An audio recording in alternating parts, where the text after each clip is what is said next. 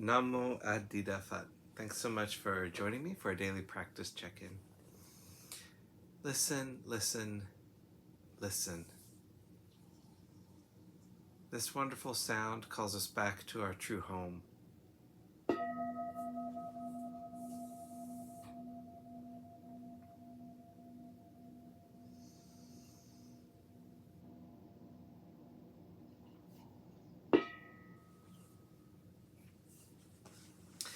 The second mindfulness training.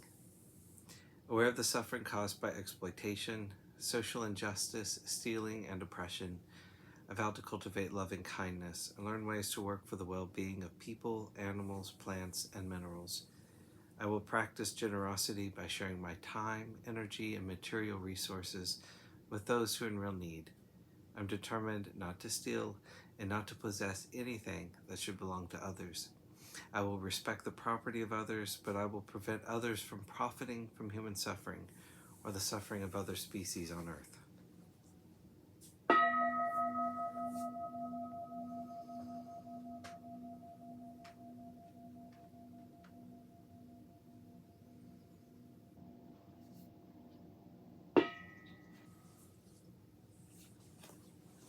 For our Dharma lesson, we're now reading Everything We Do Matters by the Venerable Wuling, and we're continuing a talk called The Poisons of Greed, Anger, and Ignorance.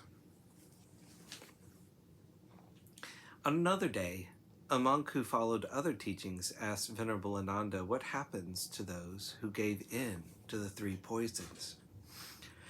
Ananda replied that those who gave in to greed, anger, and ignorance will themselves become victims of those selfsame poisons. Thus they harm themselves, not just others, and must face the painful outcomes of what they have done. Since greed will lead one to have impure thoughts and to engage in flawed behavior, those who rid themselves of greed do not undergo these painful outcomes. When our minds are impure, our thoughts arise from greed, anger, and ignorance. They also arise from arrogance, our belief that in some way we are superior to others. But the Buddha explained to us that we all have the same true nature. So while our past karmas result in our having lived different lives, and those lives may appear to be better than others, our current lives are only a tiny snapshot of our innumerable lifetimes. In this lifetime, we may be smarter or more privileged than other people, but these roles could be reversed in our next lifetime. Suddenly, those whom we deemed inferior to us will become superior. Our arrogance will come back to haunt us. As is said, pride goeth before the fall. Our thoughts may also arise from doubt. For example, we may doubt that we have the same true nature as a Buddha, and thus doubt our ability to, like him, awaken. We may doubt that causality functions all around us and within us, throughout all time and space. We may doubt that the mind of the Buddhas and the mind of all beings are all pervasive, that we are all one. Finally, our thoughts may arise from delusion, our belief in erroneous ideas. Due to all this greed, anger, ignorance, arrogance, doubt, and delusion, our minds are full of wandering and discriminating thoughts. We get caught up in thoughts of liking or disliking, of good or bad, of favorable or unfavorable situations. No longer calm, no longer pure, our minds are constantly affected by our environment. In this agitated emotional state, we may or may not act out of good intentions.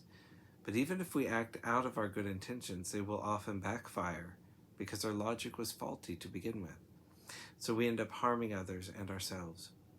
Mistaking right for wrong and wrong for right, we make bad decisions and must suffer the outcomes our actions have wrought, not because someone judges this to be so, but because causality, cause and effect, is a universal natural law. Our good intentions may mitigate the outcomes to some degree, but we will still have to undergo what we have brought about through our impure behavior.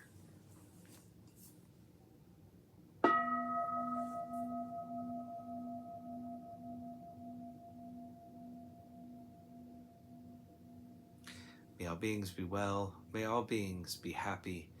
May all beings be at peace. Namo Adida Phat. Thanks so much for joining me today.